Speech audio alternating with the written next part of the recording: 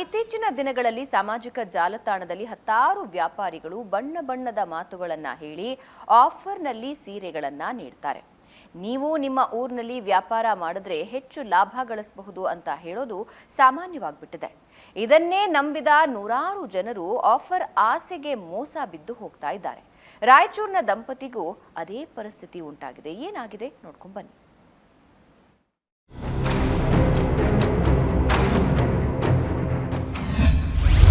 Social media video ನೋಡಿ ಸೀರೆ ಖರೀದಿ.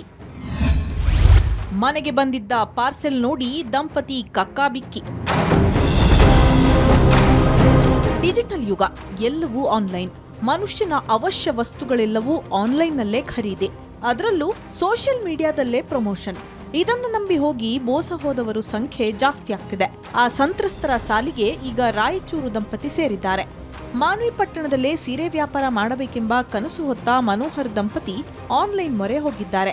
ಗುಜರಾತ್ನ ಸೂರತ್ನಲ್ಲಿದ್ದ ಕನ್ನಡ ಮಾರ್ಕೆಟ್ ನೋಡಿ ಅಲ್ಲಿದ್ದ ನಂಬರ್ಗೆ ಕಾಲ್ ಮಾಡಿದ್ದಾರೆ.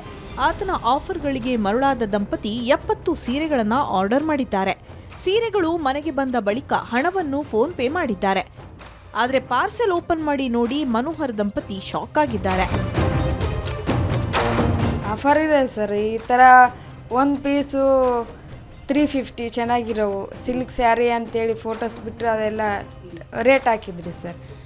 Daily use 30 rupees, 50 rupees, 60 rupees ಚೆನ್ನಾಗಿರೋ ಸ್ಯಾರಿನೇ ಇತ್ತು ಸರ್. ಬಟ್ ಮನೆಗೆ ಬಂದ ಎಲ್ಲ ಹರಿದೋಗಿರೋ ಪೀಸು, ಸ್ಮೆಲ್ ಇರೋ ಪೀಸು. ಬಳಕೆ ಮಾಡಿ ಬಿಸಾಕಿದ ಹಳೆಯ ಸೀರೆಗಳು ಕೆಲವು. ಹಲವು ಸೀರೆಗಳು ದುರ್ವಾಸನೆ ಬರುವುದು ನೋಡಿ ದಂಪತಿ ಕಂಗಾಲಾಗಿದ್ದಾರೆ. ಪೊಲೀಸರು ದೂರು ಸಹ ಸ್ವೀಕಾರ ಮಾಡ್ತಿಲ್ಲವೆಂದು ಮನೋಹರ್ ಆರೋಪಿಸಿದ್ದಾರೆ.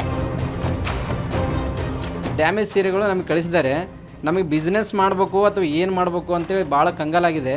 ಯಾಕಂದರೆ ಇದು ಅರ್ಧ ಸೀರೆ ಇಟ್ಕೊಂಡು ನಾವು ಏನು ಮಾಡಬೇಕು, ಈ ಥರ ಏನು ಮಾಡ್ಬೇಕು, ನಾವು ಭಾಳ ಅನ್ಯಾಯ ಆಗಿದೆ ನಮಗೆ. ಬಟ್ ಆದರೆ ಇದು ಕಾನೂನು ರೀತಿಯಿಂದ ಹೋದ್ರೂ ಪೊಲೀಸ್ ಸ್ಟೇಷನಲ್ಲಿ ಕಂಪ್ಲೇಂಟ್ ಮಾಡೋಣ ಅಂತ ಹೋದರೆ ಅವರು ತೊಗೊತಾ ಇಲ್ಲ, ಯಾರೂ ತೊಗೊತಾ ಇಲ್ಲ ಕಂಪ್ಲೇಂಟು. ಮಾನ್ವಿ ಪೊಲೀಸ್ ಸ್ಟೇಷನಲ್ಲಿ ಕೇಳಕ್ಕೆ ಹೋದರೆ ಅವರು ಸೈಬರ್ ಕ್ರೈಮಿಗೆ ಹೋಗಂತಾರೆ. ಅವರು ಸೈಬರ್ ಕ್ರೈಮಿಗೆ ಹೋದರೆ ಅವರು ಬರಲ್ಲ, ಚೀಟಿಂಗ್ ಕೇಸು ಅಲ್ಲಿಗೆ ಹೋಗ್ರಂತ ಹೇಳ್ತಾರೆ.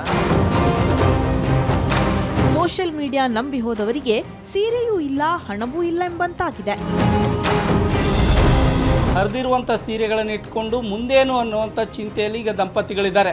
ರಾಯಚೂರಿಂದ ಕ್ಯಾಮ್ರಾಮನ್ ಶ್ರೀನಿವಾಸ್ ಜೊತೆ ಜಗನ್ನಾಥ್ ಪೂಜಾರಿ, ಏಷ್ಯಾನೆಟ್ ಸುವರ್ಣ ನ್ಯೂಸ್.